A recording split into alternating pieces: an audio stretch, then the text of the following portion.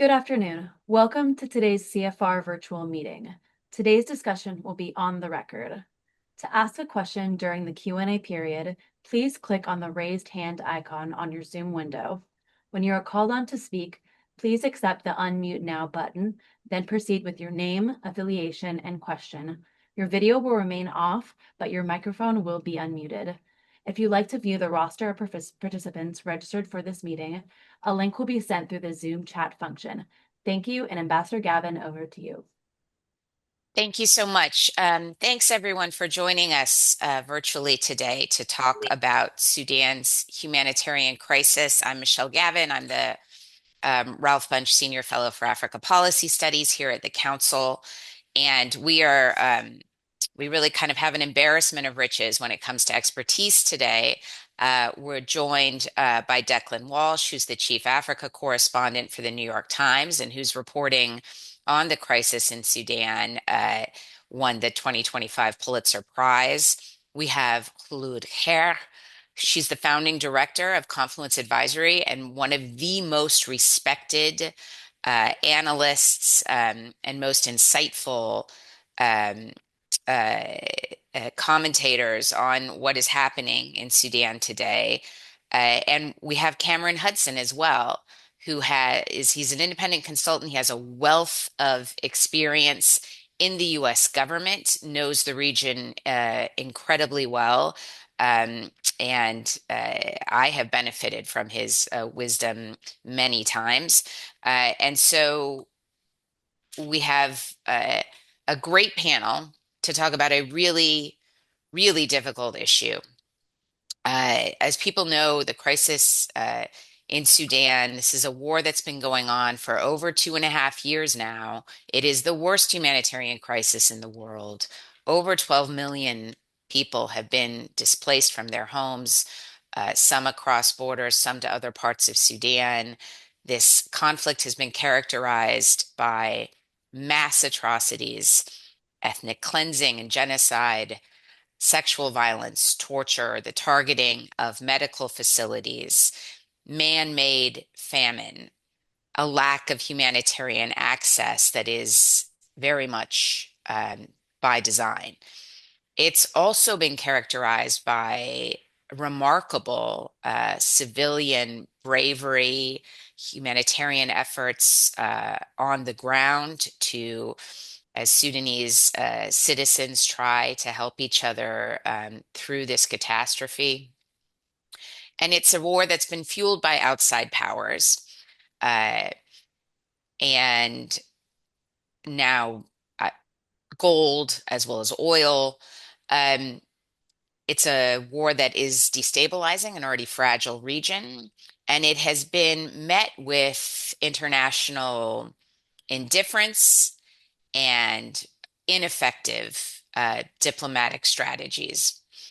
So, to kick us off, give us a sense of what's happening on the ground right now, I will turn it over to Declan. Hey, Michelle, thank you very much for that introduction. So I'll just very briefly outline, how things have unfurled in Sudan really over the last 6 months. I think, this year, the conflict this year for me really started with the fall of Khartoum. I happened to be there with our photographer, Ivor Prickett, just at the moment when the Sudanese military was sweeping across the city and pushing out the RSF. At that time, it seemed to be really potentially a major turning point in the war. After 2 years of intense fighting for control of the capital, you suddenly had this huge push by the military. We were kind of going into one neighborhood after another as the RSF were leaving. Often it has to be said, hearing these very horrific stories from residents about what had happened under RSF control, people talking about detention and torture and killing and so on. But nevertheless, we saw this very dramatic scene, the RSF being pushed out. And I remember having a lot of conversations with folks at that time about what this was going to mean for the state of play of the war. And of course, there was a real sense of optimism from the Sudanese military and its supporters that they had the wind behind their backs and that they finally had managed to turn the tide. It only took really a matter of weeks before that optimism was largely dashed when the RSF carried out a series of absolutely stunning drone strikes on the military's de facto headquarters in Port Sudan, on another important strategic military bases in the eastern part of the country. And notably, these drones, it appears, had come from the RSF bases in the west of the country. And this was really an astonishing development in Africa's third largest country, that, you have a force in a war that's able to reach across the entire span of the country and make its intentions and change the order of battle. That's effectively what happened.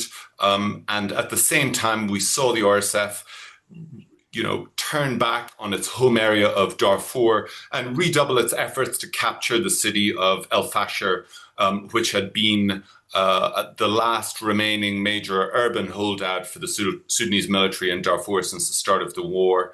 The siege had been underway since April of 2024, but it was really in about May of this year that we saw the RSF really press in on the city. They started to build this what eventually became a 40-mile-long earthen berm that encircled the city, and they pressed what effectively was a starvation siege on the Sudanese military forces and their allied groups that were fighting inside El Fasher, but also notably on hundreds of thousands of civilians who were trapped in the city. That siege, the tightening of the siege, went through the summer, became progressively worse. I remember reaching out to several people in the city who were able to communicate via the kind of handful of Starlink terminals that were still working. And they just painted this terrible picture of the conditions for civilians, and notably the fact that food had become so scarce at the height of this siege that people had resorted to eating animal feed to survive. That came to a climax in October when the RSF finally broke the siege or ended the siege. They captured the city. And that really, I think, was in many ways, will be seen as one of the big turning points of this war, because firstly, the capture of the city gave the RSF territorially dominance over Darfur. Not complete control, it has to be said. There are other groups that still control large parts of Darfur, but all of the major cities and the control of the areas largely in RSF control. But it also led to really, even by the standards of an absolutely brutal civil war, this widespread committal of atrocities by the RSF forces that were reported by people who were fleeing largely to a refugee camp about 40 miles away. And they just, told these terrible stories of massacres, of torture, of people who were fleeing, being hunted down and shot as they tried to escape the city. We don't know how many people died, but, it certainly at the very least seems to be a toll that's in the thousands. And I think what's also important about the fall of Fasher, apart from the terrible fate of those civilians in itself, is that, in my sense, for one of the first times really since this war started, it really, the horror of the images that we saw, particularly videos that were being filmed by the fighters themselves, showing what was happening, really seemed to capture international imagination. It seemed to capture headlines in a way that the war has really struggled to over the last 2.5 years. So it certainly seemed to force the politics of it a little bit as well. I mean, we heard from sources or even from, on record American officials that President Trump himself had seen these images. He'd been apparently certainly affected by them and asked whether there was anything the US could do to help. And it coincided with a diplomatic effort that I'm sure some of the other speakers will talk about, but briefly led by Massad Boulos, his senior Africa advisor, to try and sort of restart diplomatic efforts to end the conflict. Since the fall of Fasher, the action has really moved to the Kordofan region in the sort of southwestern and center of the country. Kordofan now has become the part of Sudan that separates these two large blocks, one dominated by the RSF, the other dominated by the Sudanese military in the east of the country. We've seen a string of significant advances by the RSF in that area. They've captured cities like Baba Nusa and Kadugli. Most recently, they captured the oil facility at Hejlig on the border with South Sudan, which is Sudan's largest oil facility. The RSF is this group that, to some extent, built its strength and its power on its ability to profit from Sudan's gold trade before the war started. They've ramped up the gold trade during the war, and now they have at least nominal control over this enormous oil facility, even though in recent days we've seen South Sudanese troops move in there under sort of an agreement with both of these warring parties to try and keep this important facility going. But we're heading. The RSF now appears to be heading towards El Obeid, the capital of North Kordofan state, and is really consolidating its control over a large part of the country, where it has also declared its own parallel government.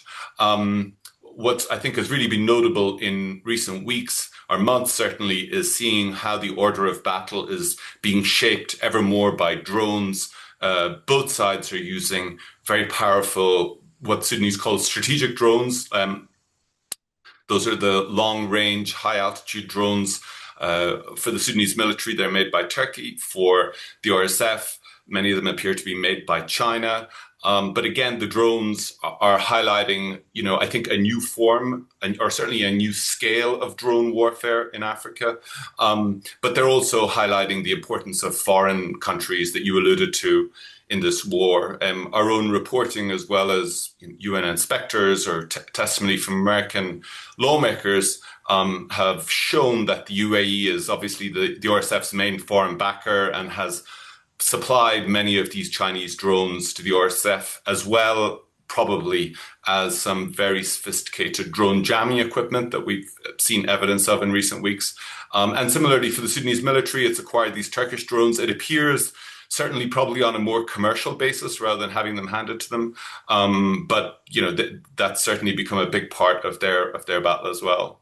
And then lastly, I'll just say on the humanitarian front, amid all of this, we're seeing what's by now long been described as the world's worst humanitarian crisis, suddenly turn, if it's even possible, several notches worse.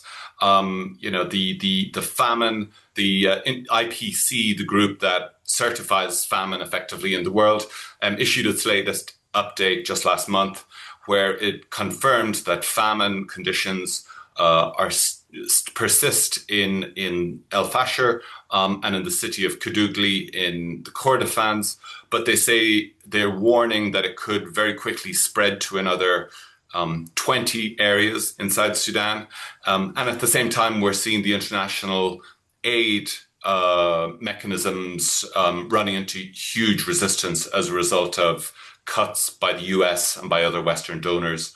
The World Food Programme just announced a few days ago that aid cuts mean that within the next couple of weeks, they're going to be forced to reduce rations to Sudanese in famine-hit areas to 70% of what they currently are. And they warned that if money within a matter of months after that, they may be forced to reduce those rations even further. Thank you so much. Yes, and the appeals for Sudan are less than 40% funded here at the end of the year. Declan gave us a flavor for some of the intersection between this conflict in Sudan and South Sudan, but can you give us a broader regional perspective about how this persistent instability and the role of these outside powers are affecting the region as a whole? Sure. I think it's worth pointing out that this war is playing out at three levels simultaneously. It's playing out at the national level, which I think is the one that we have seen for the past 2.5 years, chiefly between SAF and RSF, but by no means exclusively by SAF and the RSF. They both have armed groups on either side, and some who are fighting for their own needs, even if they are somewhat tethered or allied to the two main actors, the SAF and the RSF. But the SAF has about 17 different militias fighting alongside it, and the RSF around 7. And these include ethnic militias, armed groups that were part of previous conflicts, etc.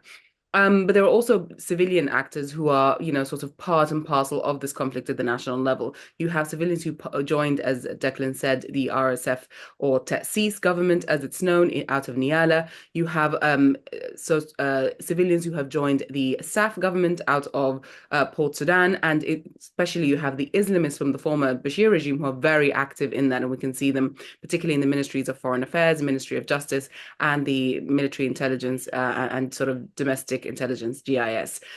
So that's sort of the national level conflict, if you will. There are also these regional issues, which I'll come to in a second. And that's more about sort of Gulf middle power competition, but also how this war is reverberating and being simultaneously impacted by the dynamics in Sudan's neighboring countries. But most important for me, in many ways, that is driving a lot of this conflict are the local dynamics.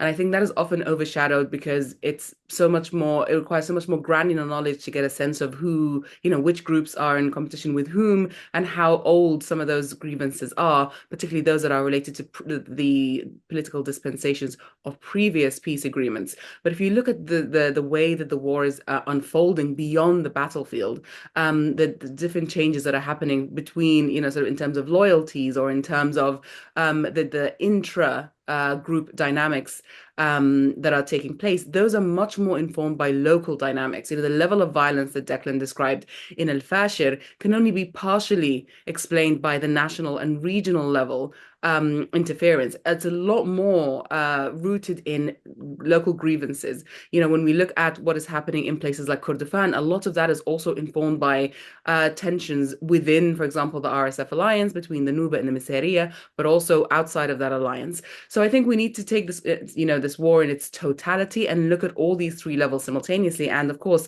apropos, it will require some kind of political dispensation or accommodation across those three levels, local, national, and regional, to be able to find a resolution for Sudan. And I think oftentimes that is missed by mediators to the detriment of the peacemaking efforts.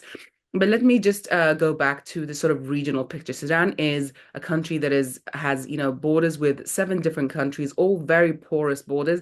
8 countries if you count the maritime border with Saudi Arabia, and almost every single country around Sudan is very much involved in this war right now, either benefiting financially or engaged politically or being used as a transit, for example, for weapons, etc.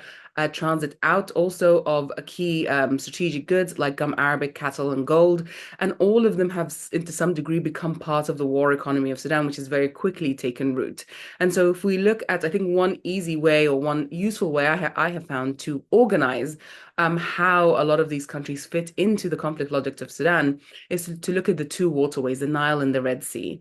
Sudan has a long Red Sea coastline. It is, of course, a place where the Niles meet, and the politics of countries that are linked to those waterways massively impact the extent to which they are, A, involved in the war in Sudan, but B, are also impacted by what happens in Sudan. So if we look at one of the main tensions sort of in the North Horn of Africa region right now between Egypt and Ethiopia that absolutely are involved in this war, to a greater or lesser degree, that is about preserving the Nile waters in the way that they are for Egypt, and for maximizing use of the Nile waters in the case of Ethiopia. And those two interests run counter to each other, and Sudan is literally and figuratively in the middle.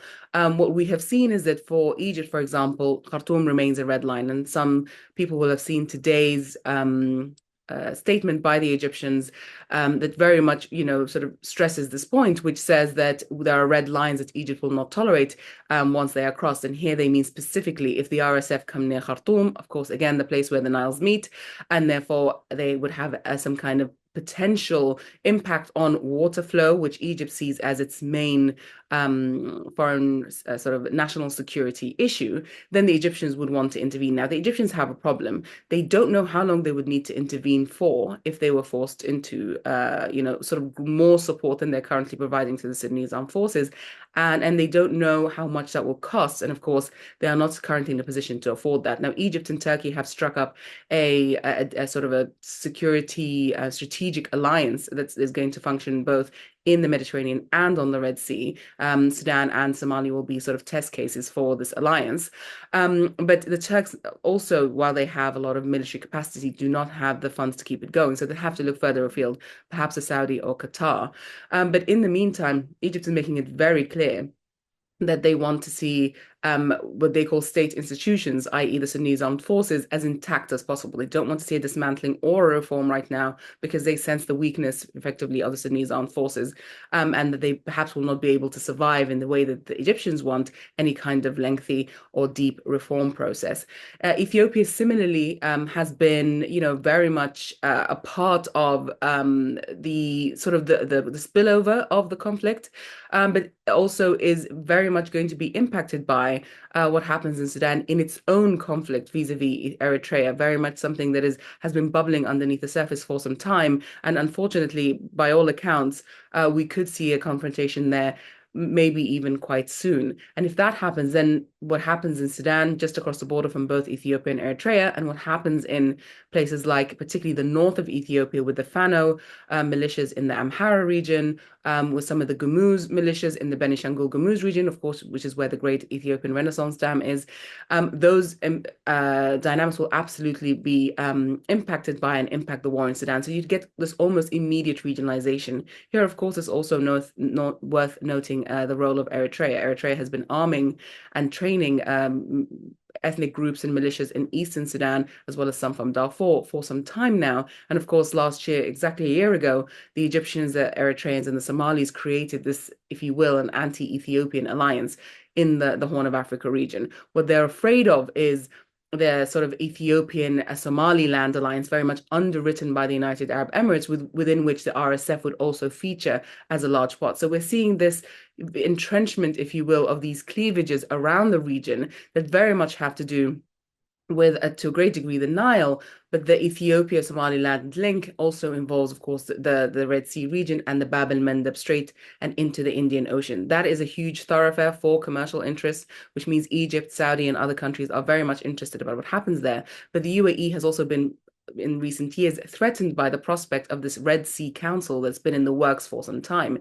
And the Red Sea Council, of course, itself is plagued by some issues, notably the fact that both Egypt and Saudi, who came together to host this, to sort of create this council, want to be the hegemon in the region. Of course, both can't be at the same time. Egypt and Saudi also have issues related to two islands in the Red Sea that they have been fighting over, Tiran and Sanafir, and specifically security issues around those two islands. So you have this, these intersecting, if you will, competitions in the region, sort of washing up on the western coast of the Red Sea. And here I think it's also worth briefly noting the role of what's happening in Yemen. We have seen, sort of this broader Saudi Emirati competition playing out in various parts of Africa, notably now, of course, in Sudan, but it has been playing out in Yemen for some time, for over a decade. And the recent movement of the STC, the Southern Transitional Council, backed by the Emiratis against the Saudi troops in the north and the west of the country, also indicate sort of how this is playing out in a country very much on their side, if you will, of the Red Sea. And watching what happens there, I think, is going to be very instructive for us in Sudan. And it's not a coincidence that the Emirati-backed forces in southern Yemen made their move against the Saudi-backed troops straight after Mohammed bin Salman, the Crown Prince of Saudi Arabia, went to Washington, D.C. and effectively asked Trump not only to get involved in the war in Sudan, but also to take a much more sort of, if not a punitive stance, and certainly a harder stance towards the UAE. And then you have, of course, the issues happening to the south and to the west of the country. And here specifically Libya, particularly southern Libya, and the role of the Libyan National Army, the UAE-backed Haftar regime in the east, and the groups in the south, particularly some of the Salafist groups backed by the LNA government, and how they have helped the RSF with fuel, with supply lines, and to smuggle out gold, cattle, gum arabic, some of which goes into Egypt, ironically, and some of which goes elsewhere further afield into the Gulf. And Chad, of course, plays a huge role in some of these supply chains, and of course, initially also in the supply lines for weapons coming in from the UAE that would come straight to a camp in the east of Chad called Amjeres, which is where Debbie's mother's family is from. And so he was able to create that sort of ecosystem there to have these flights come in regularly. And those would then be trucked into Darfur for the RSF's use. Now, Chad has gone through a lot of tumult itself, and not unrelated at times to the war going on, particularly in Darfur, because of course some of the ethnic groups in Darfur are also shared across not just Chad but the Sahel. Central African Republic, similarly, we have had security issues around, particularly the Darfur border region between the Central African Republic and Sudan, and there too we have seen recruits from across the Sahel and also from Central African Republic, as well as other sort of supplies coming in. So effectively, what is happening around the countries around Sudan is an ecosystem of alliances, supply chains, etc., both in and out of the country, that will keep this war going for some time, even if the regional level, Gulf level conflict is somewhat sort of deconflicted, which is, to me, seems to be quite a long way away. But I think one thing to note here is when we look at the Sahel and the western part of the country, is that the only thing currently standing between some of the sort of extremist activity going on in the Sahel, in the Lake Chad Basin, and the conflict is in Sudan, which will be a magnet to some of those groups, is Chad. And so with Chad being increasingly, unstable, and the potential coup that we heard of in the past 24 hours or so, if that is actually, a coup, a real life coup, and rather than some kind of false flag, that spells a lot of concern for Sudan, which, as we know, there's nothing that extremist groups love more than an already active conflict within which they can go and ensconce themselves and sort of feed off that conflict too. So there's a real issue here in Sudan, in that the porousness of its borders, the complete proliferation of arms, small arms, light arms, etc., is not helping the dynamics that Declan described earlier. What we're seeing in Sudan is both the sort of medieval siege tactics, starvation being used as a weapon of war, etc., predominantly by the RSF, but of course also by the Sudanese Armed Forces that's been doing this, as you know, Michelle, for decades. But we're also seeing at the same time all these new age drone warfare playing out. And so you have in Sudan, I think, not just a globalized war that has all these different countries involved in it, but also one that is temporarily sort of working across time and space as well. And what that means is that when we think about how this war ends, there are lots of different pieces that need to be lined up. And Yes. that's not happening at all. Thank you so much. I think it's really important for people to understand that despite the sometimes lack of attention to this crisis, it's not as if what's happening in Sudan is purely a matter for the Sudanese. Cameron Hudson, can you please talk to us? Khalud teed it up so nicely. What's going on with international efforts to try to stabilize this situation, and what's not going on? Yeah, thanks, Michelle. And thanks everybody for joining. I think sadly you kind of hit it. What's not going on, I think, has outweighed what has gone on in terms of outside mediation. I would just sort of remind people though that this war is virtually 3 years old now. And so it spans two U.S. administrations, right? So this started in the last year of the Biden administration. And we saw, I think, from the Biden administration, a kind of traditional approach to crisis response, right? A lot of statements, the appointment of a special envoy, in keeping with a long tradition of seeing the kind of U.S. as the principal, diplomatic heavyweight with respect to Sudan. Over the past 2 decades, we've been at the center of peace processes, both in the North-South Civil War and then Darfur, but really didn't play very much of a role in the the 2019 popular revolution that led to the removal of President Bashir and the ending of his personal hold on power. Um, but nonetheless, I think Washington saw an opportunity, at least in the early phases of the war, to align with the Saudis in particular, to launch what they called this Jeddah process, which was an early effort to try to achieve a ceasefire.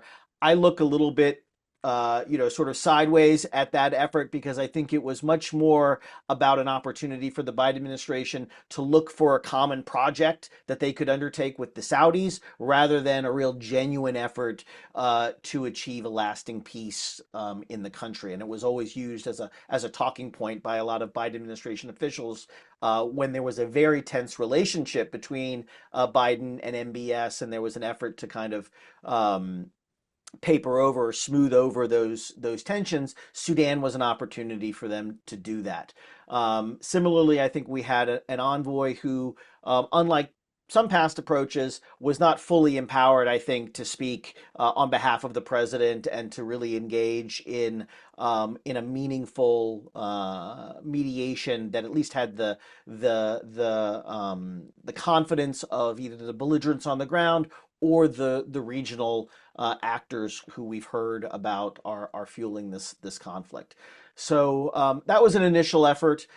Similarly, I think we can talk about kind of the changing geopolitical nature of the international system right now, and the fact that the United Nations has not played the role again that it would traditionally play.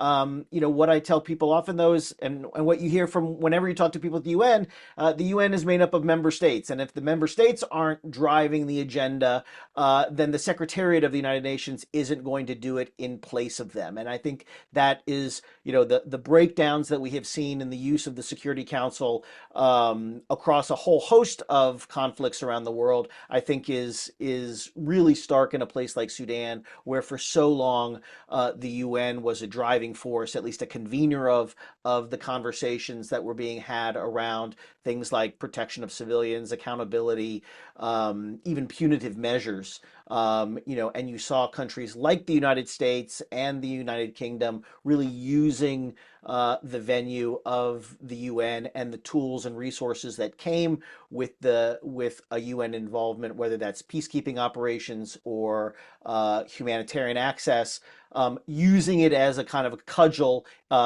parallel to other diplomatic efforts. So the breakdown of the UN system and the Security Council in particular, I think, has had a marked effect on our ability to advance peace solutions or even to maintain the kind of humanitarian access and to rally donor funds to go to this. I mean, you said earlier that the donor response is woefully inadequate, and this stands, I think, in stark contrast again to times past in Sudan, where the donor response was oversubscribed, right, to Darfur, 20 years ago. So I think we haven't seen the same response from the United Nations. The Secretary General has, I think, very personally been quite lackluster in his own personal diplomacy and using the bully pulpit of the Secretary General's office to shine a light on what's been going on there. Again, I hate the excuse that there have been other things going on in the world, but the fact is that the crisis in Gaza, the crisis in Ukraine, I think have drained a lot of limited attention and limited bandwidth from the international community and even from the humanitarian community. They have diverted a lot of what would normally have, I think, gone to the conflict in Sudan. Similarly, the African Union, I think, is ripe for some consternation as well. I remind people that in the early 2000s, when the United States took a very strong stand on the genocide in Darfur, it was dragged into that by the African Union. It was Nigeria and Rwanda under an African Union umbrella that deployed the very first peace support operation into Darfur in the very early days. That gave the United States and the international community something to support. This was one of these African solutions to an African problem.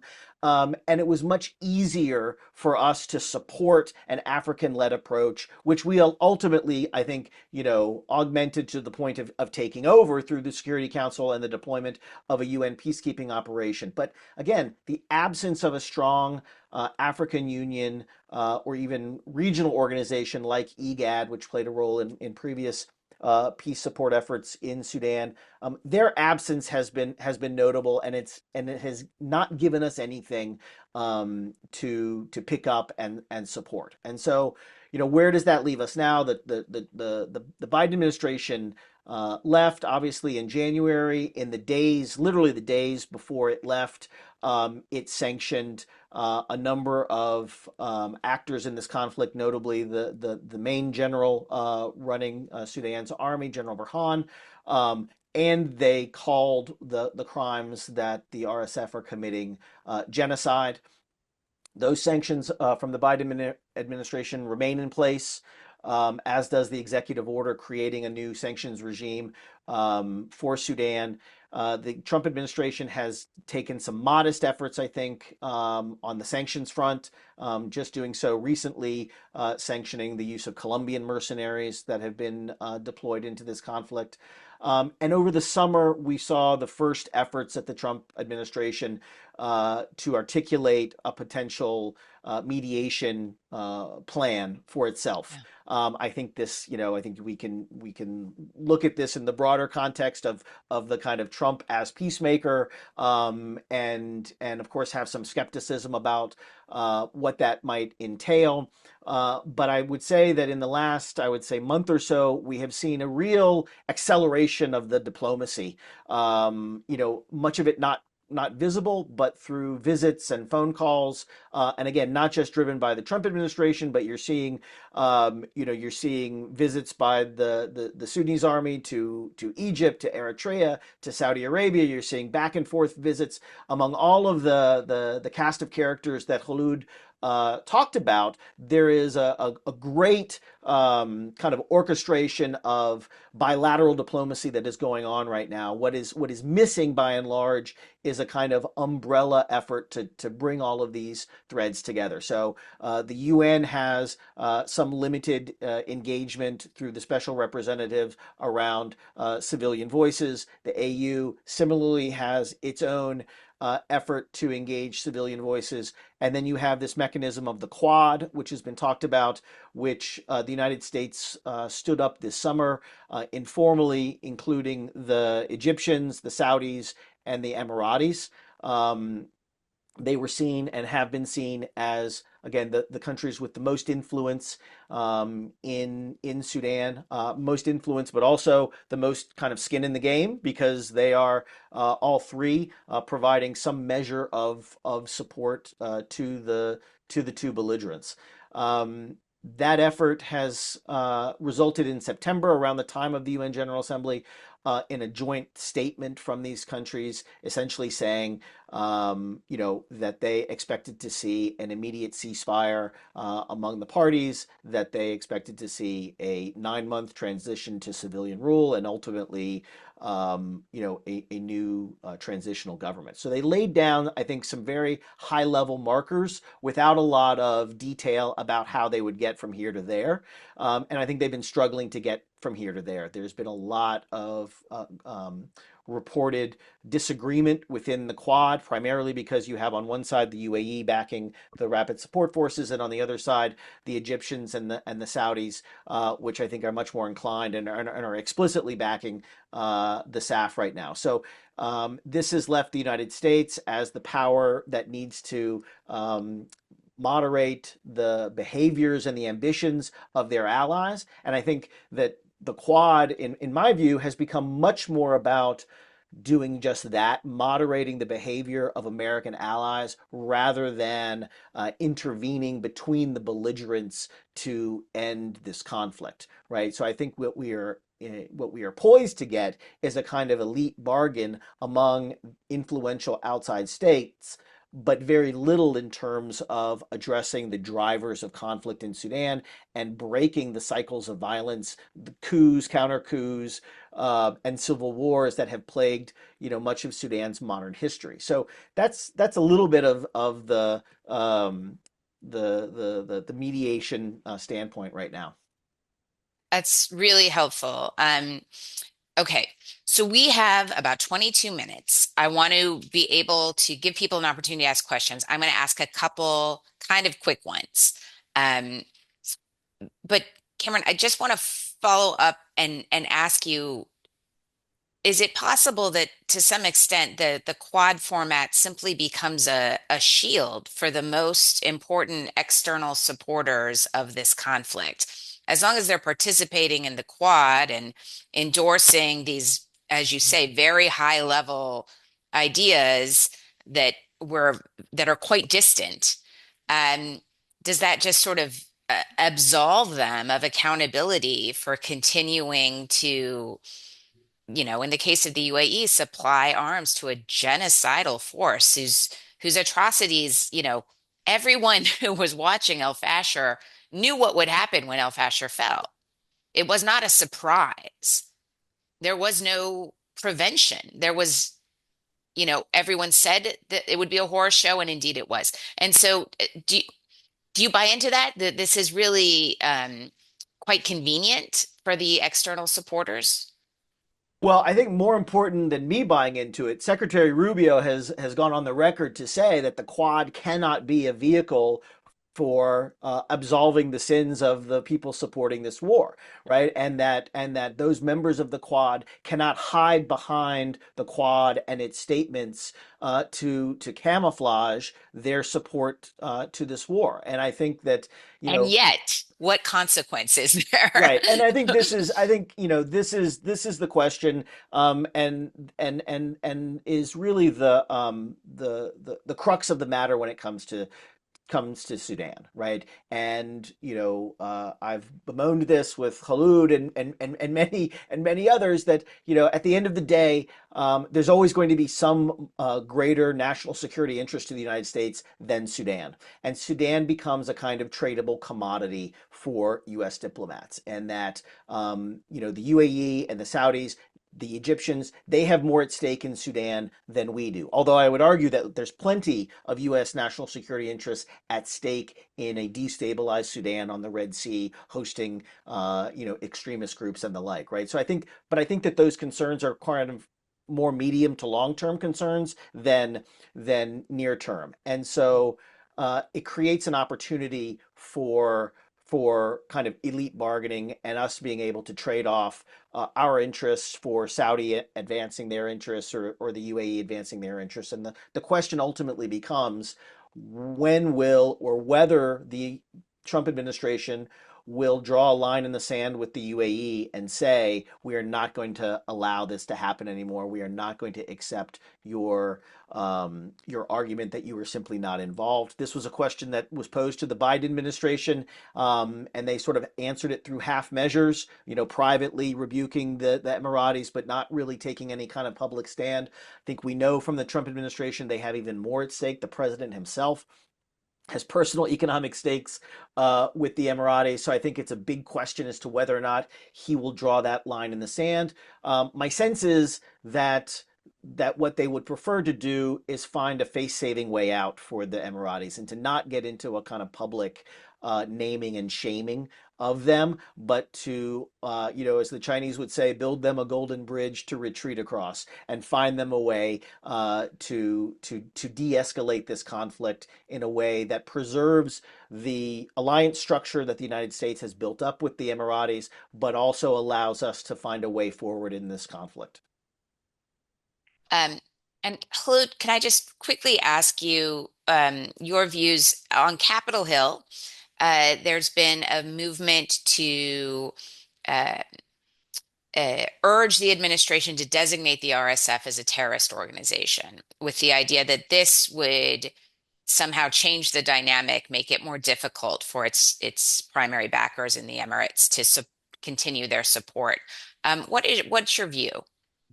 I doubt that it would make it difficult for the Emiratis to support the RSF just because they have an FTO designation. And I think that there's a worrying reliance on sanctions and FTO designations in lieu of actual proper foreign policy at the moment. And so what we're seeing is that, there's that executive order that came out designating the Muslim Brotherhood as an FTO, and there's congressional wording that might come out soon to basically do the same thing. But that doesn't necessarily help us get anywhere. Do the RSF and the Muslim Brotherhood qualify for, FTO designation? Absolutely. Does it actually help us advance anything? Probably not. Will it help us get aid into some of these areas, particularly RSF areas? Absolutely not. I mean, Syria and other places have shown that. I think an FTO designation for the Muslim Brotherhood operating out of Port Sudan looks slightly differently. They have worked with such kind of designations before, etc. With the RSF, it's brand new territory, and I think most the people who will be impacted are, for example, mutual aid groups who are at the crux of the humanitarian response, who will be impacted by that. But the West, and not just the United States, but also Europe, can't just continue to sanction, especially without a political strategy, different political actors, and hope that that brings about change. Certainly for the civilians in Sudan who are impacted by this war more than anyone else, sanctions and FTO designations don't actually mean anything materially on the ground. Right. And then super quickly, Declan, can you just give me your sense of, do you think the U.S. is seen as a good faith actor by the parties on the ground, by Sudanese civilians on the ground? What is the perception of U.S. efforts thus far as you can tell? Well, I think certainly for some civilians, I mean, those civilians who've been leading the aid response, notably the emergency response rooms, they were very much on the sharp end of policy changes earlier this year when USAID was effectively collapsed, and a pipeline of money that had been used to pay for food kitchens in Khartoum and elsewhere in the country abruptly came to a halt. And we were there and we could see the material effects of that. So those kind of folks certainly feel very disillusioned, I think, with the US. I think when you talk to Sudanese within the political system, they're really, they are really caught between a rock and a hard place. I mean, they recognize that, the dynamics of this war, as the other speakers have elaborated, are really being driven particularly from the Gulf. And there's a lack of leadership to try and bring those forces together, as well as the Sudanese belligerents, to try and get this towards some sort of a deal. But, folks are also looking at the progress from what diplomacy there's been so far. Mossad Boulos, as well as the Biden administration and many other officials, they've promised to at the least deliver a humanitarian pause or ceasefire. They haven't even delivered that. At one point during the siege of Fasher, they were supposed to be organizing and negotiating for a delivery of aid through RSF lines to starving people. That didn't happen. So I suppose Sudanese would probably be forgiven for feeling pretty cynical about whatever efforts they see happening in Doha or Cairo or wherever else, or Washington for that matter, because, frankly, they seem to have, at least so far, have had really negligible impact on the ground. Yeah, and I think that's an important trend that we're seeing in other places as well, where you have sort of what appears to be diplomatic progress in fancy meeting rooms and continued tremendous civilian suffering and fighting on the ground. Let's open it up now very quickly to questions. And I just want to remind everyone, keep your question concise so we can maximize our time with these brilliant panelists. Ladies and gentlemen, as a reminder, to ask a question, please click on the raise hand icon on your Zoom window. When you are called on, please accept the unmute now button and proceed with your name, affiliation, and question. To view the roster of participants registered for this meeting, please click on the link in the Zoom chat box. As a reminder, today's discussion is on the record. We will take the first question from Kate Hickson. Hi, thanks so much, everyone, for taking the time today.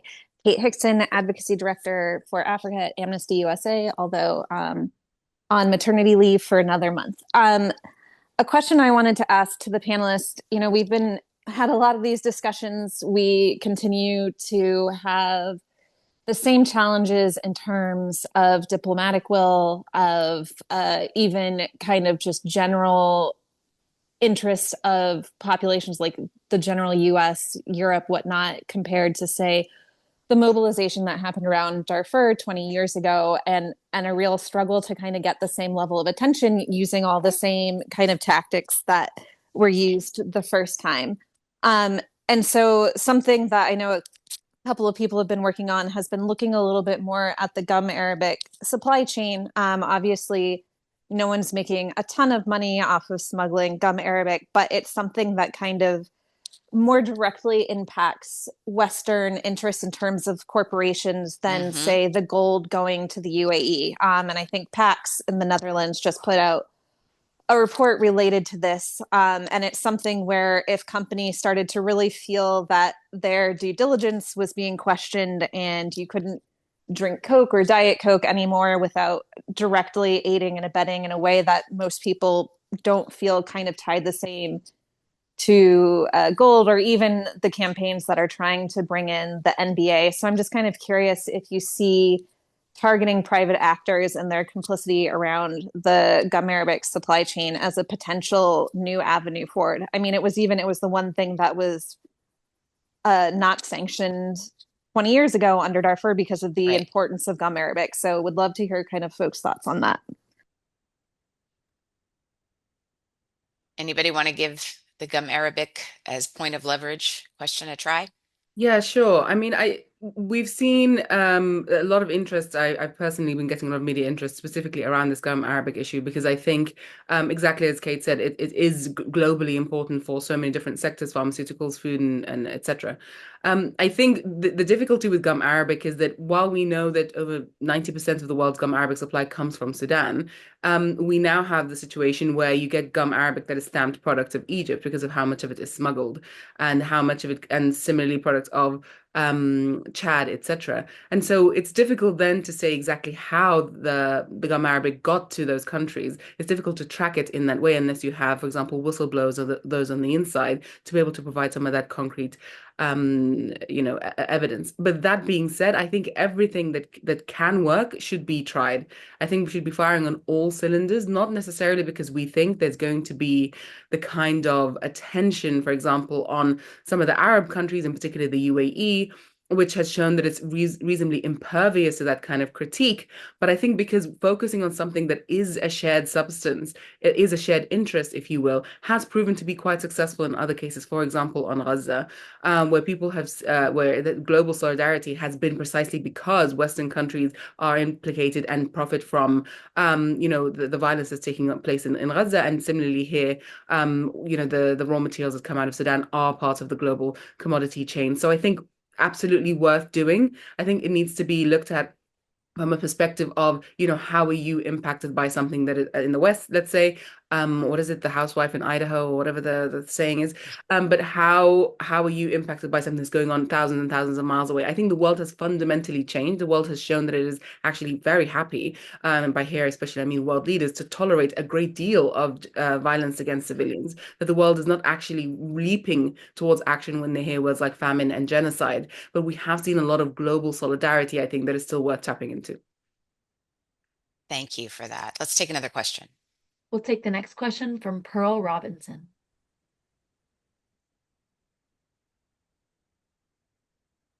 Hi, Pearl.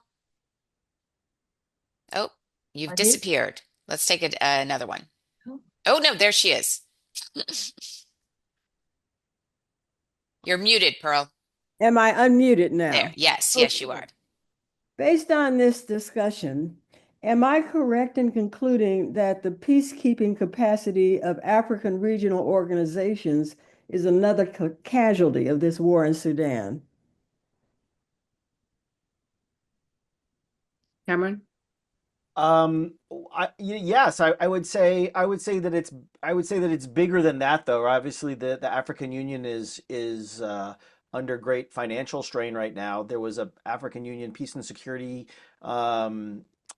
Council discussion just yesterday in Addis, and I spoke with those who attended that, and there was no discussion at all in that meeting 1,000 days into this conflict on a protection of civilians, operation inside Sudan. So I think that it goes beyond just the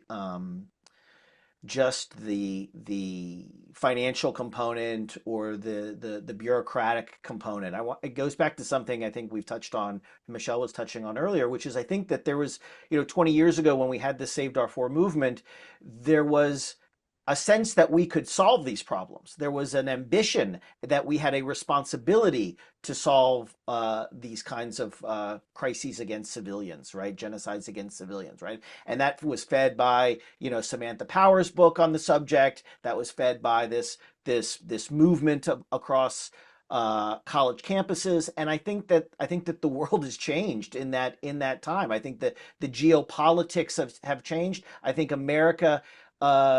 The role in the world that we see for ourselves and for our country has changed, and it's not just a creation of the Trump administration. I think that it was changing well before that.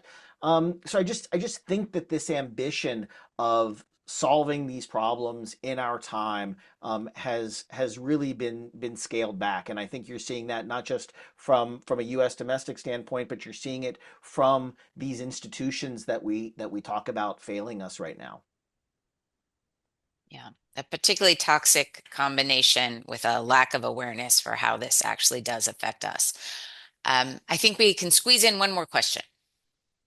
We'll take the next question from Rolf Constanzo.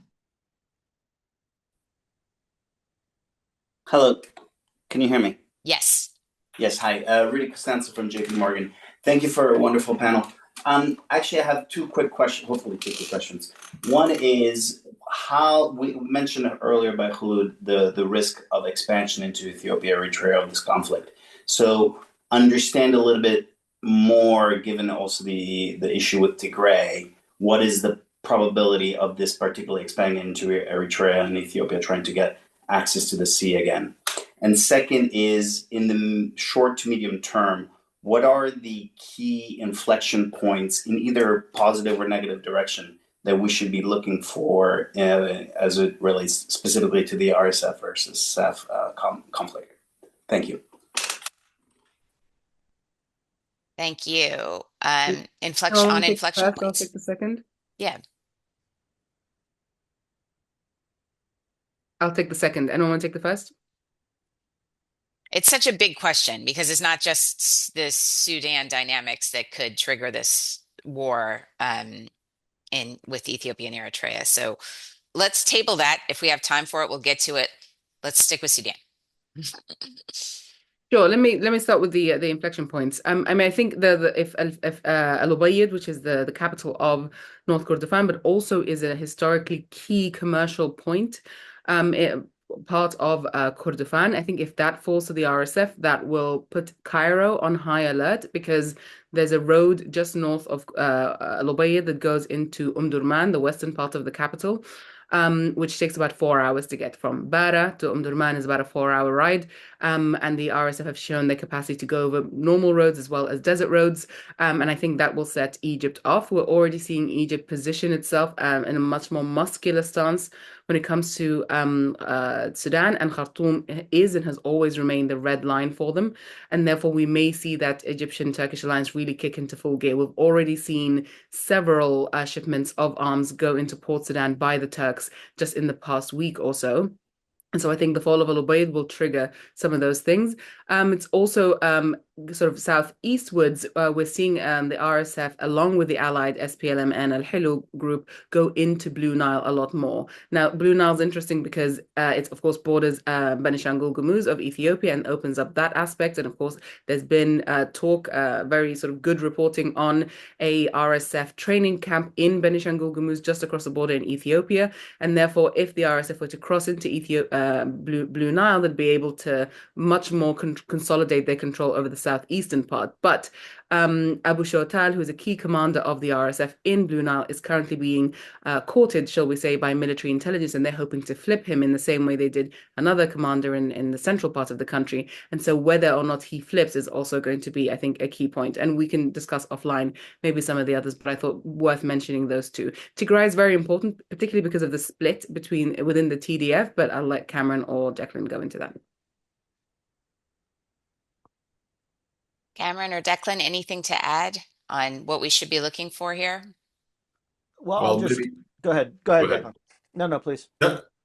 I mean, only just to say that, there's been folks who watch Ethiopia closely, as Rodolphe probably knows, have been speaking about the imminent possibility of this conflict. And there's no doubt that if it does erupt, that it's going to have significant impacts in South Sudan. Not only is Eritrea been helping to provide training for some of the SAF allies, particularly some of the Darfuri forces in the east of the country, but you just see, when I look at that map or that region, you just see this area where all of these trip lines are interconnected with each other now, and it seems, if not inevitable, then there's a real danger that one of them goes off and it's going to set off some of the others. And I think probably the most, one is Chad. We've spoken about one is South Sudan. Potentially the one in Tigray, with Tigray in the middle and between Ethiopia and Eritrea, could be the most worrisome, just because the scale will be so large and the stakes are enormous. Yeah, I would just add to that. President Isaias of Eritrea has really, he's signed mutual defense agreements with the Egyptians and with the Sudanese. And so he, I think, has become a real linchpin, and Eritrea has become a real linchpin in the Horn going forward with respect to whether or not Ethiopia does try to pursue more aggressively sea access and align himself with Egypt and Sudan. So I think that's, as Declan said, that's all very much intertwined. But the last thing I wanted to say was just picking up on what Khulud said about kind of some of the inflection points, and just to remind people that the outside support that has been coming into these actors is not the same, right? The UAE has built what I would call the largest, most sophisticated air bridge operation anywhere in the world today. They are delivering weapons, the most sophisticated, advanced, latest generation weaponry to the RSF, to their doorstep, and they're doing it through 5 different countries, right? And they are coordinating this all with total deniability through Chad, Libya, Central African Republic, South Sudan, and Puntland in Somalia. And they have Ethiopia waiting in the wings to be activated again. So this is a very, very sophisticated operation that is coming at virtually zero cost to the RSF. At the same time, the SAF has been buying on the open market its weapons. It's not getting free weapons from Egypt. It doesn't get a friends and family discount from Russia or Iran or any of these places. It is having to do all of this on its own. And I'm not trying to sing a sad song for the army. What I'm saying is, it looks to me like Egypt is about to become much more aggressively involved in this. It is about to become much more kinetic in the role that it plays, and it's about to be providing more of the kind of weaponry that the UAE has been giving to the RSF. And I think that if countries believe that a red line has been crossed with the fall of El Fasher and the potential siege of El Obeid, then if we see outside actors begin to support the SAF in the same way that the UAE has been supporting the RSF all along, that will trigger, I think, a massive acceleration and expansion of this conflict beyond what we are already seeing today. And I think that will be the ultimate inflection point for this war. Well, unsurprisingly, sobering conclusions, but I cannot thank the panelists enough for taking the time to share their insights with us. I'm very, very grateful. I hope that people will continue to pay attention to what is happening in Sudan, and reflect on some of the worst case scenarios and what they might mean for our own security going forward. But thank you all very much for joining us today. Ladies and gentlemen, at this time, you are welcome to disconnect from this virtual meeting.